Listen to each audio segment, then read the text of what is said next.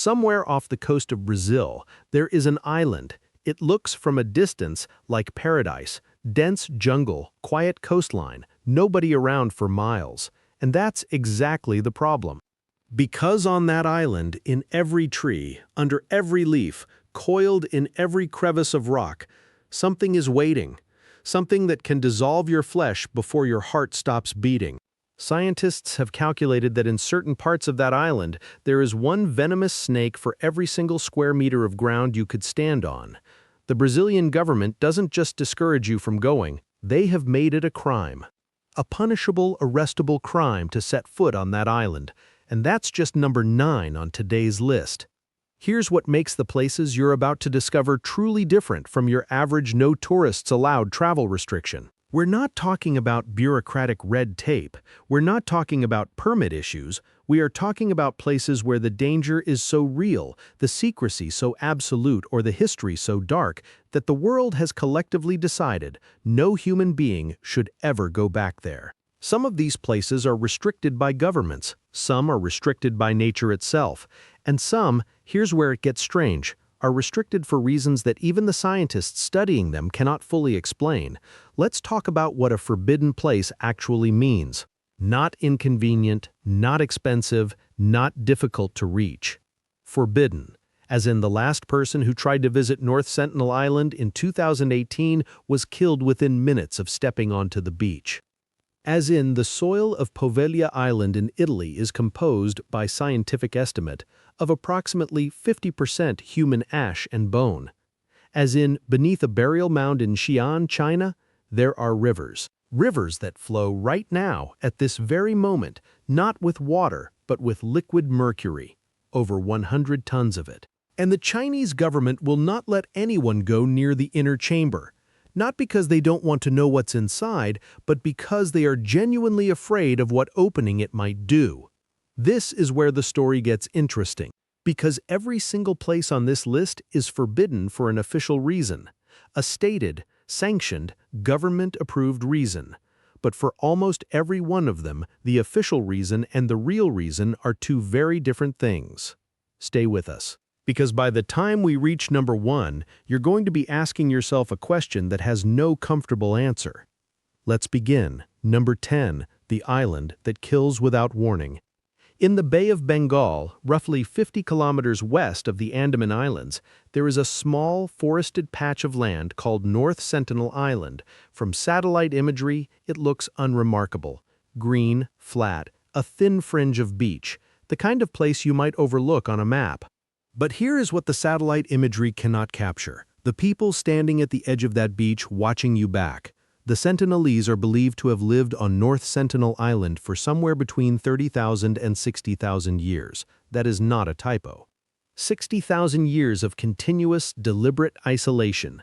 They have no contact with the outside world, not because they lack the capacity, but because every time the outside world has tried to reach them, they have responded the same way, with arrows. In November 2018, an American missionary named John Allen Chow paid local fishermen to bring him near the island. His stated mission was to convert the Sentinelese to Christianity. The fishermen, knowing the risks, dropped him off in a kayak and watched from a distance. Chow paddled to shore. The tribe fired arrows at him. He retreated.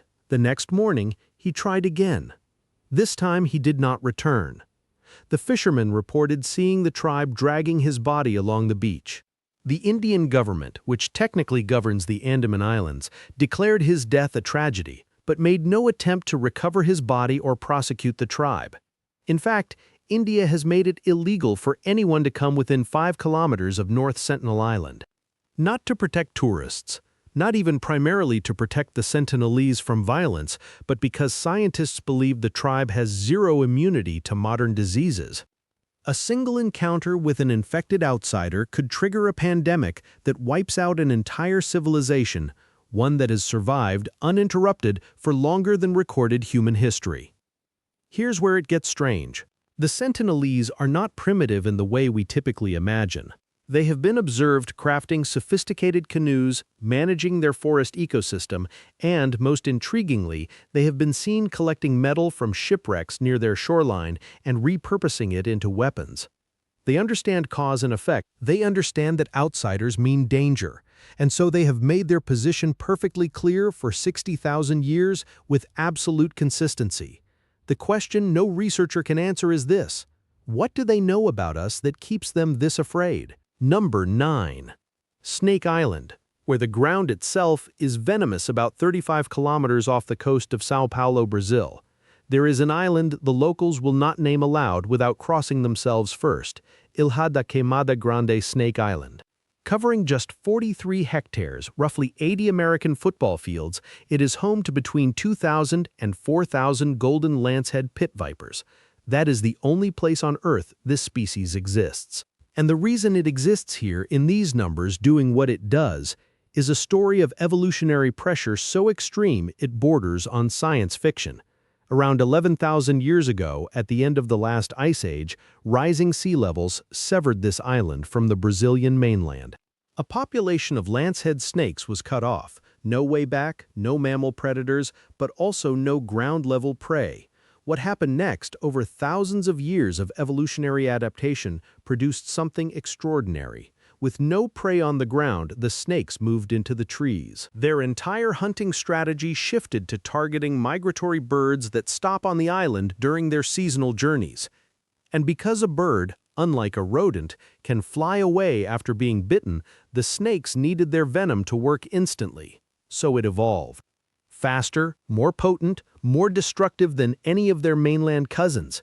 Today, the venom of the golden lancehead is estimated to be 3 to 5 times more powerful than related species on the mainland.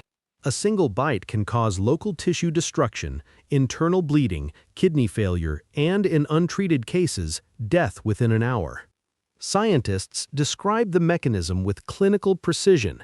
The hemotoxic compounds in the venom break down the walls of blood cells, causing the flesh surrounding the bite to begin necrotizing, dissolving essentially from the inside. The Brazilian Navy officially closed the island to the public in the 1920s. Since 1985, it has been a protected ecological zone. Only authorized scientific research teams with special government waivers are permitted to land, and even they must bring a doctor. There is a local legend about the last lighthouse keeper who lived on the island before the lighthouse was automated in 1920. The story goes that he, his wife, and his children were all found dead after snakes entered the lighthouse through the windows.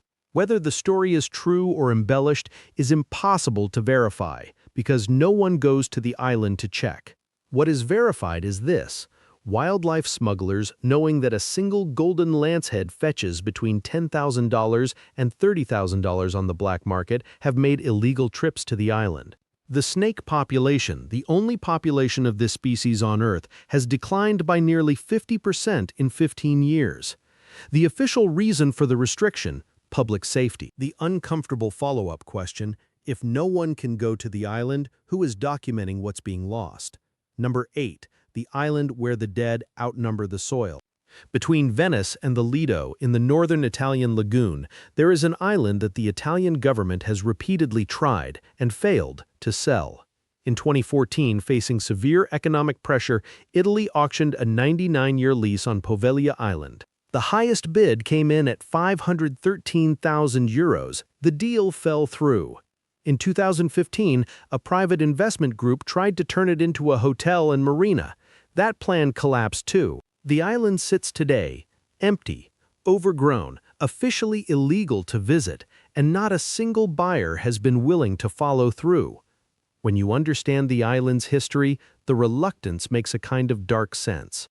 Poveglia has been inhabited since the 9th century, functioning at various points as a village, a trading post, and a military fortification.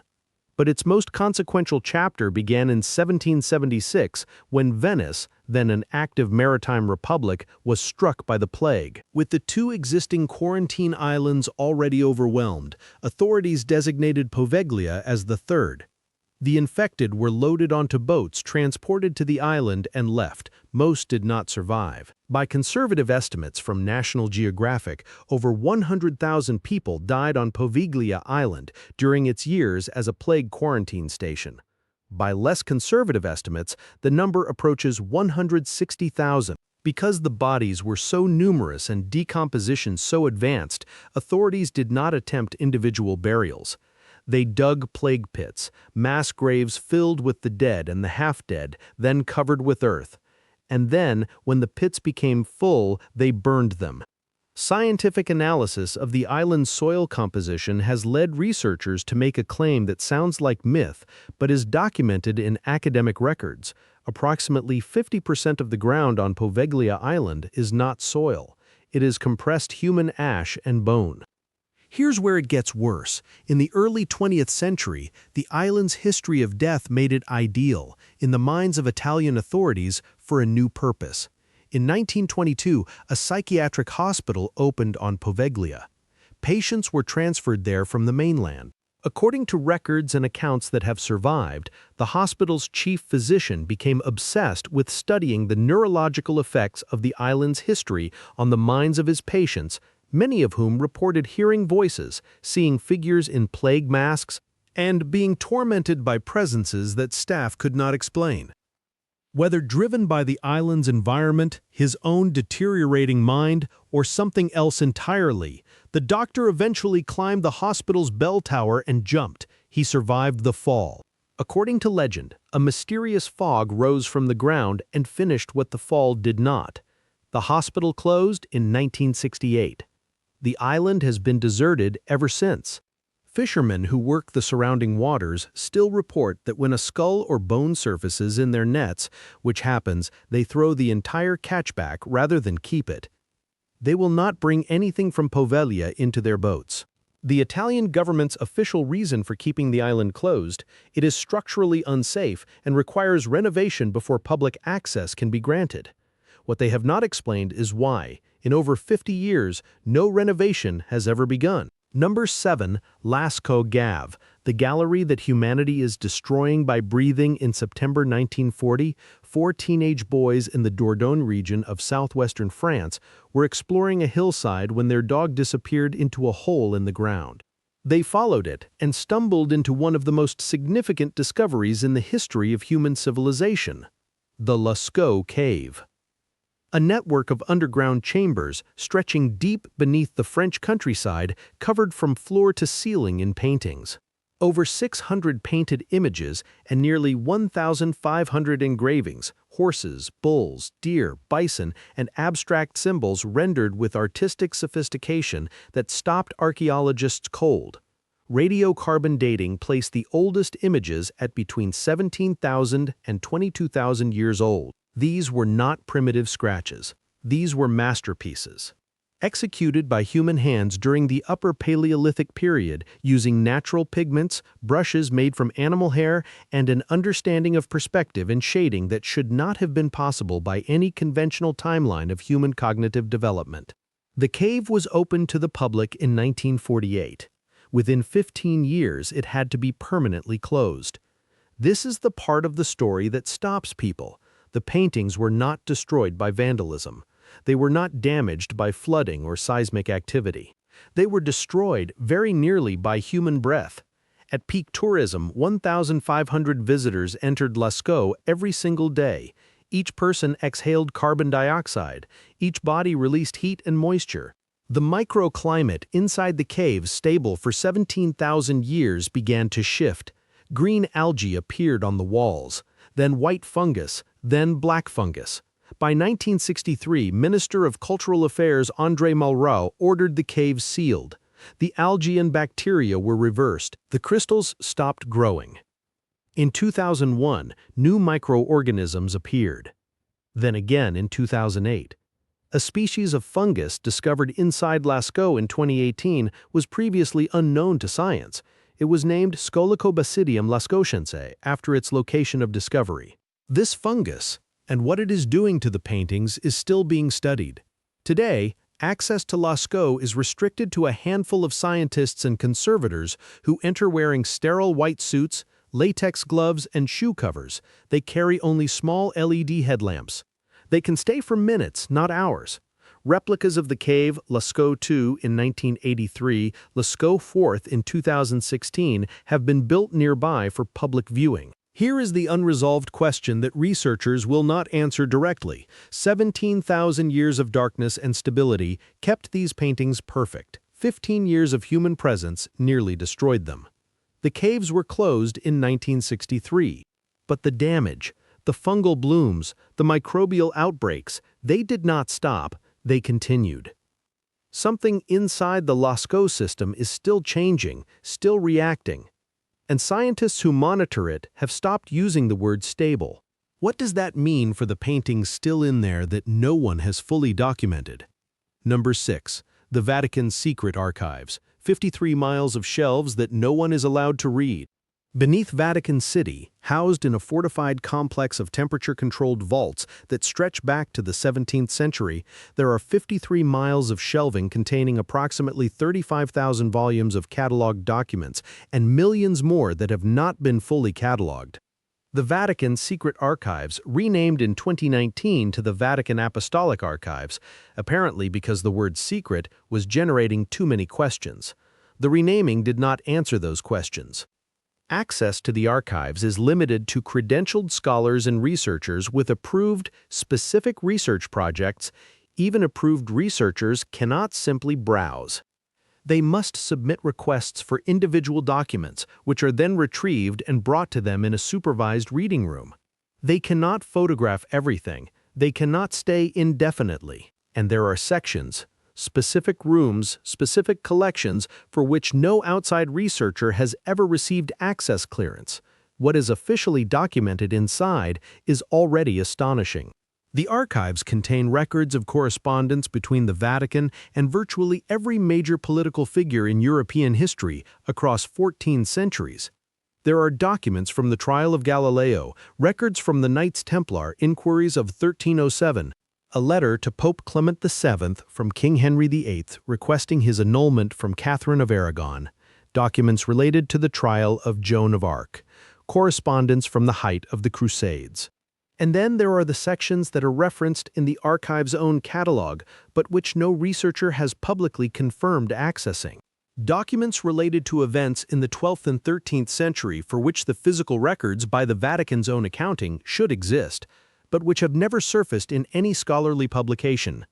Here is where the story breaks. In 2019, the Vatican itself confirmed that the archives contain files relating to the Church's relationship with the Nazi regime during World War II, files specifically from the pontificate of Pope Pius XII, whose silence during the Holocaust remains one of the most debated questions in modern church history. Historians lobbied for decades for access. In 2020, Pope Francis opened those files. Researchers were allowed in. What they found was complex, contradictory, and in some cases, still classified under internal Vatican protocols. The point is not that the Vatican is hiding something sinister.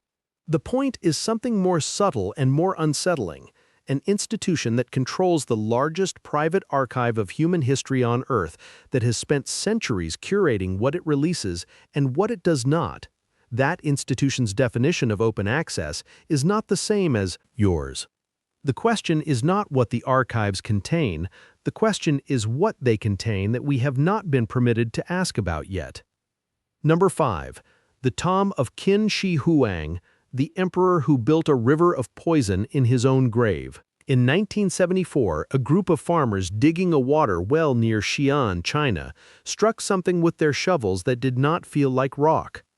They brushed away the soil and found a face, a clay face life-sized painted, staring back at them from 2,200 years of darkness. They had discovered the outermost edge of one of the greatest archaeological sites in human history, the mausoleum of Qin Shi Huang, the first emperor of a unified China. What the world knows about the mausoleum is already staggering. The terracotta army, over 8,000 life-sized clay soldiers, horses, and chariots arranged in precise military formation, each with distinct facial features, buried to guard the emperor in the afterlife. More than 700,000 workers built the complex over 38 years. The outer necropolis spans 60 square kilometers. What the world does not know, because no one has been inside, is what is at the center. The main burial chamber of Qin Shi Huang has never been opened. The Chinese government has made this decision deliberately, supported by the recommendation of archaeologists. Their official reason, the technology to safely excavate without causing irreversible damage to the organic materials inside, silk, wood, textiles, does not yet exist. When the terracotta warriors were first unearthed, their vibrant painted colors faded and vanished within minutes of exposure to air. The Chinese government will not allow that to happen to the chamber itself, but here is where the story escalates beyond archaeology. In the 1980s, researchers from China's Institute of Geophysical and Geochemical Exploration conducted soil analysis around the burial mound. They found something unexpected. The mercury concentration in the soil surrounding the tomb was dramatically, anomalously elevated compared to the surrounding region. Furthermore, when they mapped the distribution of mercury concentration, the pattern that emerged roughly correlated on an ancient Chinese geographic understanding with the locations of China's two great rivers, the Yellow and the Yangtze. This is not a myth. This is peer-reviewed soil chemistry. Ancient historian Sima Qian, writing in the 1st century BCE, described the interior of the tomb. Rivers and seas, he wrote, had been constructed inside using flowing mercury to simulate the waterways of the empire. Crossbow traps were rigged to fire automatically at anyone who entered. The ceiling was mapped with astronomical charts in pearl. Sima Qian's account was long considered the exaggeration of a court historian. The mercury data suggests he was describing something real. Scientists now estimate the tomb may contain over 100 tons of liquid mercury. Excavating it without releasing toxic mercury vapor into the atmosphere presents a challenge that current technology cannot safely solve. A study published in 2020 confirmed that mercury levels near the site remain unusually high, which may indicate, the researchers wrote, that the tomb structure has developed cracks over 2 millennia through which mercury has been slowly seeping outward for 2,000 years. The emperor who built this tomb drank mercury-laced elixirs in pursuit of immortality. He died at 49, almost certainly of mercury poisoning. His empire collapsed within 4 years of his death. And yet his tomb, 2,000 years later, continues to actively change the chemistry of the ground around it. The question that no archaeologist wants to answer on record, if we open that chamber, do we even know what we will find? Number 4. Area 51. The base that doesn't officially exist, except that it does in the Nevada desert. Roughly 150 kilometers northwest of Las Vegas, there is a military installation that the United States government did not officially acknowledge the existence of until 2013. Area 51, officially designated as part of the Nevada Test and Training Range, operated by the United States Air Force. Every approach road is marked with signs that are unusually specific in their warnings. The use of deadly force is authorized. The surrounding perimeter is monitored by motion sensors, buried seismic detectors, and security vehicles that have been described by observers and former employees as appearing and disappearing without visible response to terrain, as though they already know, before you move, what direction you're going to go. The facility became entangled in UFO mythology following the 1947 Roswell incident, in which debris, officially classified as a weather balloon by the U.S. government and disputed as such by witnesses ever since, was recovered in the New Mexico desert. The timing of the Roswell incident and the expansion of classified operations at Area 51 have been linked by researchers since the 1950s. The government's explanation remained consistent and consistently unsatisfying for decades. Here is what declassified documents have confirmed. Area 51 was the primary development and testing site for the US-2 spy plane in the 1950s, an aircraft capable of flying at altitudes that no other craft at the time could reach. It was also the testing ground for the SR-71 Blackbird, the A-12 Oaks cart, and a series of classified aerial platforms whose existence was not acknowledged publicly for decades after their development. Many of the UFO sightings reported by civilians near Area 51 during this period were, according to declassified records, sightings of these aircraft flying at altitudes and speeds that observers had no frame of reference to understand. That is the official resolution. That is the explained version, but here is where it gets strange. The declassified documents that resolved the U-2 and SR-71 questions were released because enough time had passed for their classification to become irrelevant. What they did not address, and what no declassified document has addressed, is the current function of Area 51. What is being tested there today? What has been built in the decades since the SR-71? The facility has expanded significantly since the 1970s. New structures have been documented via satellite imagery, structures whose purpose has not been explained. Former employees who have spoken publicly under conditions of anonymity have described a culture of absolute compartmentalization. Teams working on adjacent projects with no knowledge of what the other team was doing. Access levels that prevented even senior personnel from understanding the full scope of what the facility was developing. The question is not whether the government is hiding aliens. The question is more precise and more troubling. What classified aerospace and weapons technology currently exists that the public has no framework to understand, and what does the consistent, multi-decade pattern of official silence tell us about how far ahead that technology actually is? There 3. Mount Kailash, the mountain no human has summited, and why that might be a choice in the remote western corner of Tibet, at an elevation of 6,638 meters, there is a mountain that has never been climbed, not because it is physically impossible. The summit of Mount Kailash is, by technical mountaineering assessment, within the reach of experienced climbers. Several attempts were proposed in the 20th century, including a 2001 application by a Spanish team that received provisional approval. The application was ultimately denied, not by technical assessment, by public pressure. Hindu, Buddhist, Jain, and Bon practitioners, collectively representing over 1 billion people across multiple faiths, protested the proposed climb with such intensity that the Chinese government, which controls the region, reversed the decision. The mountain has remained off-limits to climbers ever since. Mount Kailash is considered, across 4 distinct religious traditions, to be the axis mundi, the literal center of the universe, the physical intersection of heaven and earth. It is described in Hindu scripture as the home of Shiva. In Buddhist cosmology, it is identified with Mount Meru, the cosmic mountain at the center of all existence. It is circumambulated, walked around, never over, by tens of thousands of pilgrims each year along a 52-kilometer ritual path called the Kora. Pilgrims believe that completing this circuit wipes clean the sins of a lifetime. No scientific expedition has ever placed instruments on its summit. No comprehensive geological survey of its interior has ever been conducted. Here is the scientific anomaly that researchers have not been able to explain.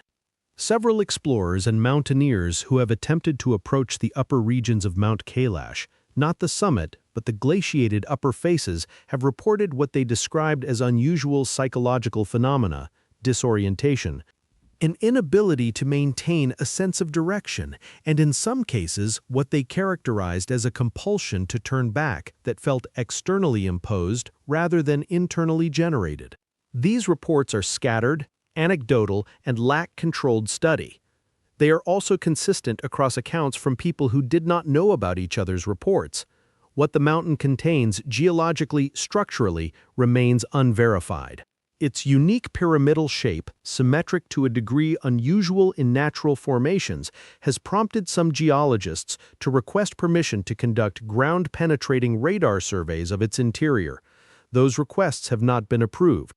Whether that is out of respect for religious significance, geopolitical caution, or something that no official body wants to be the first to find, the mountain remains the only peak of its altitude on Earth that humans have collectively agreed not to climb. Number 2. Svalbard Global Seed Vault, the doomsday archive built into the end of the world on a remote Norwegian archipelago called Svalbard, roughly 1,300 kilometers from the North Pole.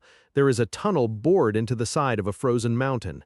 It leads to a vault, and inside that vault, behind 3 sets of sealed, locked doors stored at a temperature of -18 degrees Celsius, are the seeds. Over 1.3 million distinct seed varieties from virtually every agricultural crop ever cultivated by human civilization. Wheat strains that predate the Roman Empire, rice varieties that were grown in ancient China, corn species from pre-Columbian Mesoamerica, vegetables, grains, legumes, the full genetic library of human food production gathered from 93 countries and deposited here, in the dark, inside a mountain, at the edge of the Arctic. The Svalbard Global Seed Vault was designed by the Norwegian government to be essentially indestructible. It is built to withstand earthquakes. It is constructed to remain frozen even if all mechanical refrigeration systems fail. The permafrost of the mountain itself provides backup cooling. It was designed to withstand nuclear fallout, rising sea levels, and the collapse of global infrastructure. The vault is 100 meters inside the mountain. Its entrance is above the projected sea level rise for even the most extreme climate models currently in use. Access is, by design, almost impossible. Only authorized representatives of depositing nations, accompanied by Norwegian government personnel, may enter, and only on specific pre-approved dates. Here is what that actually means. The existence of this vault, its construction, its contents, its engineering, is a documented statement by the governments of the world that they believe a scenario is sufficiently likely to warrant this preparation. They are not building this for marketing purposes. They are building it for the same reason you don't buy insurance for things you're certain will never happen. In 2015, the Syrian civil war destroyed the gene bank in Aleppo, one of the most significant agricultural seed libraries in the Middle East. Within months, the International Center for Agricultural Research in the dry areas made the first ever withdrawal from the Svalbard vault to replace what had been lost. The vault worked exactly as intended. But the question the vault's existence forces you to ask is one that governments prefer to leave unspoken. For what scenario exactly are 1.3 million seed varieties the necessary preparation? Number 1. North Brother Island, the abandoned quarantine city in the middle of New York, in the middle of New York City's East River, between the South Bronx and Rikers Island. There is an island.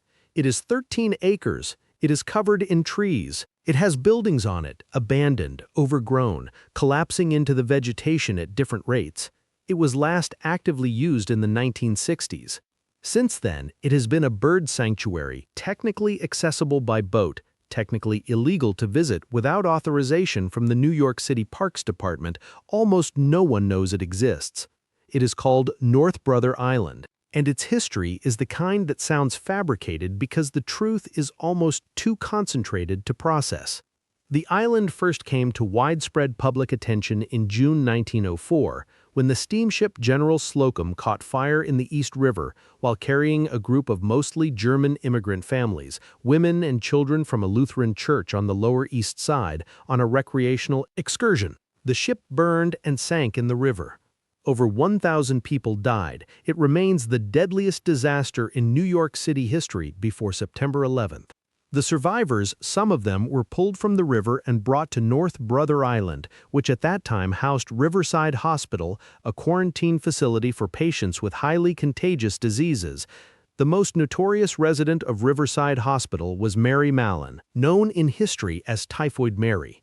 She was the first person in the United States to be documented as an asymptomatic carrier of typhoid fever, capable of spreading the disease without displaying any symptoms herself. She was a cook. By the time she was identified in 1907, she had infected an estimated 51 people, 3 of whom died. She was forcibly removed from New York City's general population and quarantined on North Brother Island. She was eventually released, promised never to work as a cook again. She changed her name and went back to cooking. She was found in 1915 working at a hospital kitchen, responsible for a new outbreak of 25 typhoid cases, 2 of them fatal. She was returned to North Brother Island. She died there in 1938. She is buried in a Bronx cemetery. Her case is still used in medical ethics courses worldwide. After her death, the island continued to function as a hospital for other populations, tuberculosis patients, then returning World War II veterans, then, in its final chapter, adolescent heroin addicts in the 1950s and 60s under a program that was later investigated for abuse. The program was shut down, the island was evacuated, the buildings were locked, the vegetation was left to do what vegetation does. Today, the abandoned hospital wards and dormitories of North Brother Island are slowly being consumed by the forest that has grown up around them. The black-crowned night heron colony that nests there every year is one of the largest urban bird colonies on the East Coast. The Parks Department does allow very limited research access, but public visits are not permitted. What makes this place the most haunting on the list is not the scale of its history. It is the proximity. North Brother Island is not in a remote jungle or at the edge of the Arctic. It is visible from the shore of the South Bronx. You can see it from a bridge. Millions of New Yorkers have looked at it without knowing what they were looking at. A piece of land in the middle of a city of 8 million people. Locked, growing quietly, keeping its history inside, and no one who passes it every day knows what happened there. 10 places. All of them real, all of them forbidden, and all of them in their own way holding something that the world has decided it is not ready or not allowed to know. The most dangerous secrets are never the ones buried under mountains or locked behind vault doors in an Arctic island. The most dangerous secrets are the ones that are right in front of you. The ones you can see from a bridge and never think to ask about. Which one of these surprised you most? Tell us below. And if you made it all the way here, you already know which channel to subscribe to.